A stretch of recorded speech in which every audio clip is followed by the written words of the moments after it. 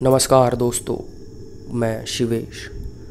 पिछले कुछ महीनों से आखिरी सेमेस्टर के प्रोजेक्ट्स को लेकर मैं काफ़ी बिज़ी हो गया था, जिसके कारण से कहानियाँ आने में काफ़ी विलम्ब सा हो गया। पर मैं अब वापस आ चुका हूँ इस विलम्ब को तोड़ने एक बेहद रहस्यमयी और सच्ची घटना को लेकर, जो आपके होश उड़ा देगी। यह कहानी है कैप्टन वार्थडे और मित्र हाइड की, जिन्होंने यह अपने एक्सपीरियंस बताए। तो बस अपने अपने हेडफोन्स पहनिए, आंखें बंद करिए। तो चलिए गोता लगाते हैं डर और रोमांच से भरे कहानियों के इस विशाल समुंदर में। घटना है दिसंबर 1918 की। कैप्टन वर्थडे अपने मित्र हाइड के साथ फ्रांस और बेल्जियम की सीमा पर स्थित रेवेल्स की पहाड़ियों में शिकार की तलाश करते करते रास्ता भटक गए थे। सीमा पर स्थित रेवेल्स की पहाड़ियाँ मीलों दूर तक फैली हुई थी। कैप्टन वर्थडे को अपने मित्र के साथ रास्ते में भटकते भटकते तब और भी आश्चर्य हुआ जब उन्हें वहां अनेक स्थानों पर मरे हुए घोड़ों, सैनिकों के कंकाल, हथियार, भाले, लंबी पुराने बंदूकें, तरह तरह के वस्त्र मिले। उन्हें अब इस बात का धीरे धीरे अंदाज़ा हो गया था कि वे ऐसे स्थान पर आ गए हैं जहां कभी सैनिकों के बीच लड़ाई हुई हो। शाम ढलने वाली थी और सूरज की रोशनी धीरे धीरे कम होती जा रही थी। दोनों दोस्तों को इस बात की परेशानी हो रही थी कि ऐसा ना हो कि रास्ता न मिलने पर कहीं उन्हें जंगल में रात बितानी पड़े। 2 घंटे तक इधर उधर दूरबीन से रास्ता तलाशते हुए वही हुआ जिसकी उन्हें आशंका थी। रास्ता नहीं मिला और दोनों दोस्त हैरान परेशान एक समतल मैदान में पहुंच गए। ठंडी हवा चल पड़ी थी, ऐसी बर्फीली हवा कि हाथ पैर ठिठुरने लग गए थे। लेकिन रात में रास्ता तलाश करना और वह भी ऊंची नीची गहरी खाई वाली पहाड़ी के बीच, उन्हें दुर्घटना होने की आशंका होने लगी थी। रात बढ़ती जा रही थी और साथ में पहाड़ी में फैला सन्नाटा उन्हें परेशान कर रहा था। आखिर दोनों दोस्तों ने अपनी बंदूकों और पिस्तौलों को एक बार संभाला और जंगली जानवरों से बचने के लिए एक घने लंबे पेड़ पर रात बिताने की सोची। दोनों ने अपने थैले में रखे फल खाए और पानी पिया। वार्थडे ने अपनी घड़ी में बटन दबा कर देखा तो रात के 11 बज रहे थे। दोनों धीरे धीरे पेड़ पर चढ़कर बैठ गए और बंदूक, थैला और दूरबीन को गोद में रख लिया। पेड़ों के पत्तों के साथ बैठकर उनका थोड़ा बहुत बर्फीली ठंडी हवा से बचाव भी हो गया था। दिन भर के हारे थके दोनों दोस्त अभी नींद की झपकियां ही ले रहे थे कि उन्हें घोड़े के चलने की आवाज़ धीरे धीरे सुनाई पड़ने लगी। धीरे धीरे आवाज़ तेज होती गई और उन्हें लगा जैसे ढेरों सैनिक घोड़ों पर बैठे उनकी तरफ ही आ रहे थे। वर्थडे के मित्र झट से अपनी दूरबीन निकाल कर देखने लगे। उसे आश्चर्य होने लगा कि जंगल में अजीबोगरीब पोशाक पहने इतने सैनिक वहाँ से आ पहुँचे हैं। उसे आश्चर्य होने लगा था कि जंगल में अजीबोगरीब पोशाक पहने इतने सैनिक कहाँ से आ पहुँचे। सैनिकों की पोशाकें, टोपियाँ काफ़ी पुराने ज़माने की लग रही थी। अभी दोनों दोस्त पेड़ पर बैठे सैनिकों की पोशाकों पर ताज्जुब कर ही रहे थे कि उन्हें फिर दूसरी तरफ से घोड़ों की टापों और हिनहिनाने की आवाज़ सुनाई पड़ी। थोड़ी ही देर में उनकी आवाज़ तेज़ होती चली गई और कई सौ घोड़ों पर बैठे दूसरी पोशाक पहने, हाथों में चमचमाते हथियार लिए सैनिक नजर आए।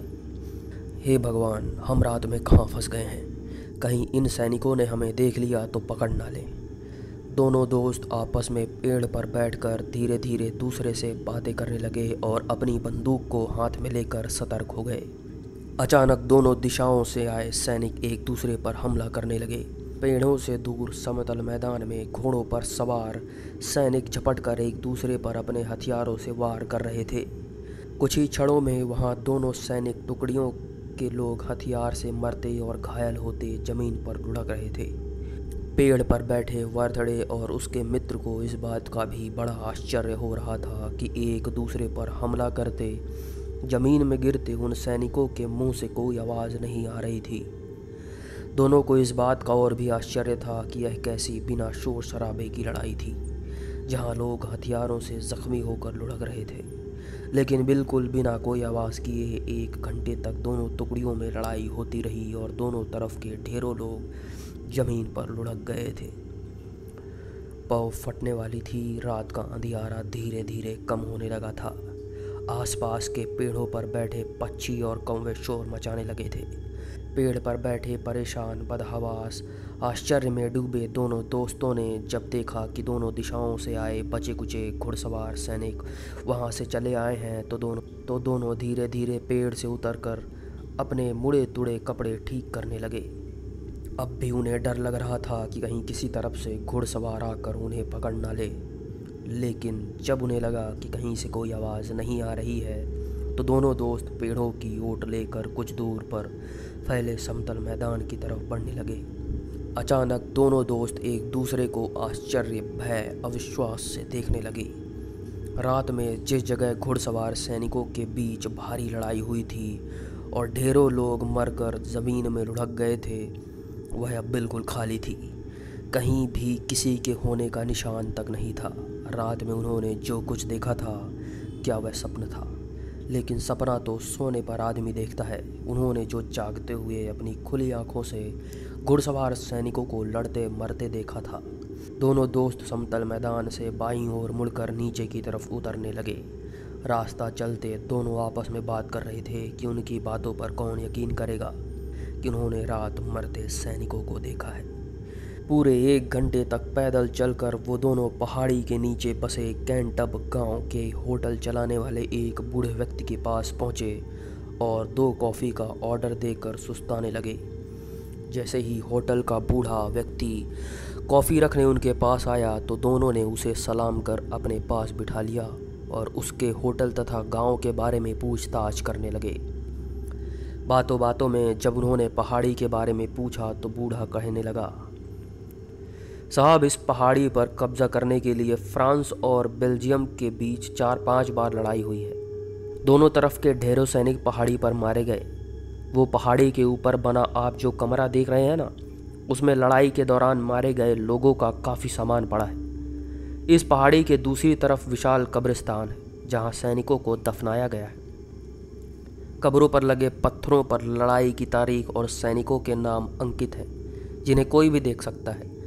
3-4 लड़ाइयों के बाद फ्रांस बेल्जियम में इस बात पर सुलह हो गई थी कि दोनों के बीच बनी इस पहाड़ी का कोई भी सैनिक उपयोग नहीं करेगा।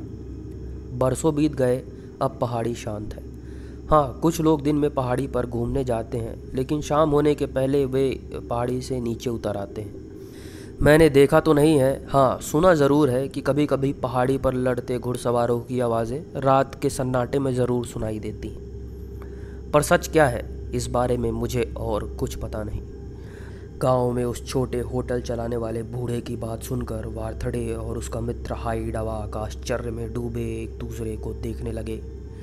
दूसरे दिन रेवेल्स की पहाड़ी में दूसरी तरफ बने कब्रिस्तान को देखकर दोनों दोस्त आश्चर्य में डूबे एक एक कब्र पर अंकित नाम और सन देख रहे थे और कहने लगे, हे भगवान, कल रात क्या हमने जीते जागते अपने आँखों से घुड़सवार प्रेतात्माओं की लड़ाई देखी थी। तो दोस्तों, यह रही आज की कहानी। कैसी लगी कमेंट बॉक्स पर अपने विचार ज़रूर प्रकट कीजिएगा। कहानी अब रेगुलर आएंगी और लगातार कहानियाँ सुनने के लिए आप चैनल को सब्सक्राइब कर सकते हैं और बेल आइकन दबाना मत भूलिएगा। मैं मिलता हूँ अगली कहानी में, तब तक के लिए शुक्रिया।